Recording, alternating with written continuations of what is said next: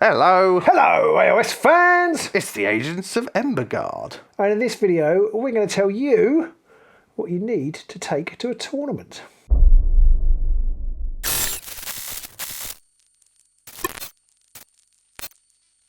Somebody mentioned recently on one of our videos, have you done a video about what you need to take to a tournament? Because I've never been before, or I've got people who want to organise one and we don't know what's what. So here we go. We're not going to talk about organising a tournament, but maybe you're lucky enough to have somebody who has organised one in an area near you. So like maybe you live somewhere in Sussex or Surrey or near London and you fancy coming to a tournament in the Red Hill area on June the 28th. But you've never been to one before and you're a bit worried about what to take or, you know, what it's like. We thought we'd do this video and sort of give you the lowdown. So we're going to try and list off everything that we can think of that you definitely need and stuff that we think would be useful and other stuff that we also think might be something you might want to also consider bringing because of the way the game's going these days. And where possible, we will try and put any links in the description below for any of the things that we are talking about that we bought ourselves. Yes, and one big caveat over the top of this is that just if you're thinking of going, just do it. Yeah, because there are a few things that you kind of really do have to have, but mostly you can get away with just a box of Emberguard, really. Yeah, and people will help you out. If you've forgotten something, people will help you. Underworlds players are lovely. It doesn't matter if you end up at the bottom table. You often have some of the best games down there. Everybody's just having fun. So don't be anxious. Don't be put off by going and everybody's going to be super competitive. I think there are. Can't say that all tournaments aren't super competitive, but they separate quickly. Yeah, exactly. All of the ones I've been to have been full of people who aren't super competitive. Yeah. And I've played a lot of them because I'm not very good. Yeah. So I've been right down the bottom. We know what we're talking about on this one. This is a area we are subject matter experts. So your top players, they don't know. They can't identify what it's like. Clue. But yeah, so absolutely, the community is lovely and it's very helpful, and you get people helping each other out and giving advice on what you should do. You know, if you haven't played very often, and I would say just do it. You'll have a great time and you'll learn quite a lot about the game if you're new to the game. I'm sure we've all had this situation where you'll go, oh, I actually meant to do this. Do you mind if I do that instead of doing this one? As long as you haven't rolled dice, most of the time people are like, yeah, I don't mind. That's fine. Yeah, that's fine. Maybe not on the top table when you're vying to win, but generally speaking, people were pretty good about. Or even if you just, I forgot to score this. Do you mind if I score that? People go, yeah, that's fine. Yeah. So, as we said, you need most of the stuff from the Emberguard box, but we will quickly run through it all just so you know what all that entails. Yeah, I guess the most important thing to take, and you really can't play without these, that's your models. Yeah, you're going to need models, and they pretty much nearly always have to be GW models, especially if you're going to a GW clash up at the Warhammer World or something like that. But saying that, lots of people do lots of conversions with them. So as long as, if it's a 3-fighter warband, it's obvious which fighter's which and stuff, or they've got nameplates or something like that. Yeah, and if you've done a super complex conversion, it might be worth just taking the original models along with you just to make sure that people, just in case somebody might say, oh, can you please play them? But I generally have never found that to be a problem. And the good thing is you mostly don't even have to paint them. So if you bought the game and you want to go to a tournament, but you don't really like painting, that's absolutely fine too. Yeah, as far as I know, there's no requirement in the rules to paint them. I guess a tournament organiser might say they have to be painted, but I don't think I've ever seen one that said that. Some of the most multitudinous things that you're going to need to take with you are tokens and counters. Yeah, all those things you get in the box, it's best to take them with you. Yeah, you're going to need like your activation counters, your move and your charge and your stagger and your wound and all that kind of stuff. If it's a counter, take it. You might want to make sure you've got plenty of indicator tokens depending on what warband you're taking, you know, the little ones with the gems on the other side to make sure that you can do whatever it is you need to keep track of. Obviously, as well as taking your models, you need to bring your fighter cards and the war scroll so you know what you're doing and make sure you're familiar with it before you go. But yeah, you've got to take it with you. Generally has to be the originals, where the originals are available, which is a bit grey for some of the warbands now, especially as they've been changing them. But the most original thing you can find is probably the best thing to take. And there's lots of resources on Reddit and such where you can find easy printout versions for those warbands where they're only available online anyway to make that a little bit easier for you. You might also want to think about sleeving those. You don't have to by any stretch of the imagination, but one errant pint of Coke may send all of your dreams sloughing off the side of the table. Which is never good. And obviously, as well as your fighter cards and your war scroll, you need to bring your deck with you. And that does need to be sleeved, generally in some opaque sleeve combination, so that you can tell your objectives from your power deck, and so you can't actually see the backs of the cards at all through it.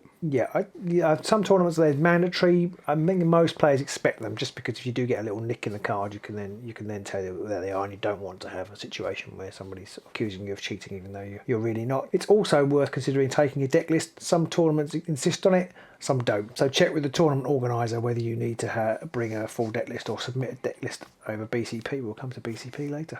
Something else you're going to need is the board. Now, only 50% of the time will that board be needed, because everybody brings one and you only have one these days. You pretty much want to bring the original board with you. Maybe you've got an alt-art version of it from GW and you can use that, but I wouldn't really trust a third-party board, just because there might be question marks around where the starting hexes and stuff like that are, so just bring the basic one. Yeah, if you've already won a alt-art board from the GW tournament pack, you probably don't need this video. True. But yeah, do bring the original board if you have got your own board. If you've made it, you might get away with it, but bring the original one anyway, just because some people just want to play on the proper board. Yeah. And you don't want any question about whether you put an objective in the wrong, starting hex in the wrong place or something like that. So bring an original board. You're also going to need, and you might not like them and they might not like you, but you're going to have to bring the dice. As the game evolves, an FAQ and erratas come out, and at the very least, I would say you need to bring copies of what your cards have been, or any cards that you've got have been errata, any rules that affect your warband have been errata. At the very least, you need to take those so you can show to somebody, this is how my warband works these days, because not everybody is familiar with every single change in the game. Definitely make yourself aware of what the restricted cards are, so you know, that's just for you, so you know that you haven't got any restricted cards in your deck, or too many restricted cards in your deck, and also so you know if your opponent is trying to pull a fast one. But who would do that? And last but not least, you're probably going to be best off bringing your rulebook with you, just in case you need to check something whilst your opponent's mulling over his turn. You can quickly check on the definition of what being on guard is, or how you charge, or something like that. You could get away without bringing your rules. That's definitely not a deal breaker, but it's just handy to have, and then if somebody does ask you a question, you can check it. If you are going to a tournament, you might be travelling quite a long way to get there. You need something to carry your models in. This is obviously not compulsory, but you are going to have to bring them somehow. You don't want to be carrying them like this on the train or whatever. We use, and we're a bit sniffy about it. We have done a video about it. We were a bit sniffy about it when it first came out. I think they call it the Skirmish carry case from Games Workshop. It isn't cheap because it's Games Workshop. It's like 20-30 quid. There will be a link below to it. But it is a really handy way of transporting your models. I'm not going to open it up and show everybody. You can find our video. Maybe Pete can put a link in. But you could definitely hold 3 or 4 warbands in here, depending on which ones you pick. Yeah, I take that to the club night that we have on a Tuesday night here, and I always take 2 warbands myself, and quite often I've got 1 warband for you, so you can definitely get 3 in. And if they're smaller warbands, you can get 4 in. Now you might be a little bit more DIY, and you've got some green stuff, and you've got some magnets, and you've got a tin at home. If you want to magnetise your models, you could also do that and stick them in a tin and carry around that way. That's just as good. That works fine. This is a little bit more secure for my money. I think I'd go over this, because if you drop that case, you're still going to be okay. Whereas if you drop a tin, the models might go flinging everywhere. But equally, some people just carry them around in the box with all the tokens just splashing around. It's nice and compact. Yes, John. You could just throw in a shoebox and hope for the best. Yeah. One thing I do like, and I was like really like, I don't need one of those. What the bloody hell do I need one of those for? And I think when we first got them, I think you got one and I didn't, I think. Possibly. And that's this little token carrier, which is brilliant.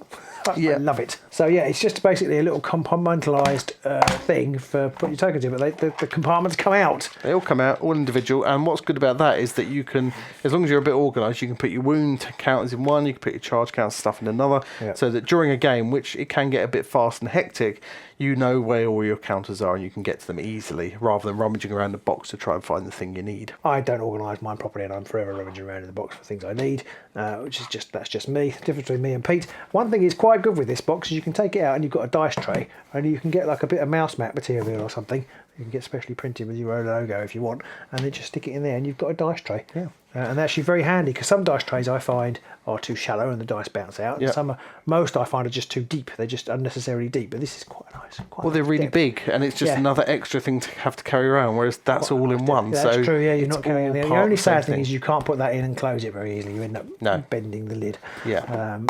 So yeah, they're really good. We'll put a link in the description below. You can buy those in Will and Games. Now you can use any old, a lot of people use tackle boxes, or they use like the toolbox bits where you get all the different compartments of screws and things in. Anything like that's going to work, but it's definitely worth getting something like that if you're not looking to go and get a 3D printed version. Just some kind of little tiny compartmentalized box is really handy. Yeah, one thing I would add extra, if you've got like a carry case and a board and one of these and maybe a couple of deck boxes with your deck cards in, when you need to travel between tables, that can get a bit kind of, especially if you've got a bottle of water as well. So it might be worth, if you're not traveling on the train, not so easy, but taking a box or something, you can just put everything in and just carry it between places, and then between rounds just pack it up. Especially if there's like lunch break, you can pack everything up and stick it to one side. And as Robin has mentioned as well, it's not a bad idea getting a little card box just to put your deck in, so that in between games you've got them all in one place and you're not going to accidentally drop them and send them sprawling everywhere. No, I would say I personally take the 2 decks that I'm playing, and I take all the cards that I'm not using, just in case I've screwed up. If you see what I mean, I've missed a card, and I've could swap it over, or double check when I get there. Before the tournament, not in between games. Not in between games. Although even at the Grand Clash, there were people who realised they made a mistake and changed a deck card, or so didn't somebody play? One of our patrons completely forgot their entire deck and had to play the first game with some other mashup, and then for the second round they managed to find their deck because it was in their mate's car. So I don't know how that resolved itself in the rankings. I expect they finished higher than me, but yeah. So there nobody wants people not to be able to play once they've got to a tournament. Exactly. So people are very generous in helping out and trying to make sure that you can play. Probably if you make some sort of snafu, like having to change your deck part way through a tournament, you're probably not allowed to win it. But you're still going to go and have a good time. Yeah. As we said near the beginning of this video, if you're contemplating doing it, just do it. It's always good fun. And if you go to a tournament that's got organised like us, then you're going to have a really good time, and you're going to meet a lot of nice people and probably find lots of more opponents than play in the future. Yes, hopefully so. So, Pete, where did you say there was a tournament? There's somewhere in Red Hill, or in the southeast of England. And is there a link in the description below? There might be if you go look. Yeah, so we have got a tournament on the 28th of June. We've still got tickets left. I think we've got 28 sold. There is a golden ticket which can qualify you for the World Championships of Warhammer. Although again, probably if you're ready to watch this video, that may not be what you're after, but it might be. You never know. They're really fun experiences. They are probably, apart from why I always say that our Patreon Discord is the best thing that I've been involved in. They're probably the second best thing I've been involved in, building that community. We had over 30 last time. Hopefully we'll get to over 30 this time. And they're really good fun days, and I hope and I think everybody has a good time. So aside from all of those tournament-based things, you might want to bring yourself some stuff like a bottle of water and some snacks to keep you going in between games before lunchtime. But other than that, you should be good to go if you've managed to tick all those items off your list. So we hope you found this useful. If there's any other questions you've got, please do stick them in the comments below. If you're looking at this and think, oh my God, I can't believe they've forgotten that you have to bring a silly hat or something like that, then please do put down in the comments below what you always bring to a tournament and what you would recommend people do bring and do when they're there. So if you like this video, don't forget to click that like button. And click that subscribe button. And ring that bell to notify you when we release more content in the future. Yep, and if you could join us on Patreon, where you would get a discount on our tickets for our tournament, and of course you get to join our Discord, which, as previously mentioned, is the best thing I've ever been involved in. Yeah, and see lots of battle report videos that we don't release to YouTube. So until next time, hopefully we'll see you in Red Hill. But if not, we'll see you soon in the Ember Guard.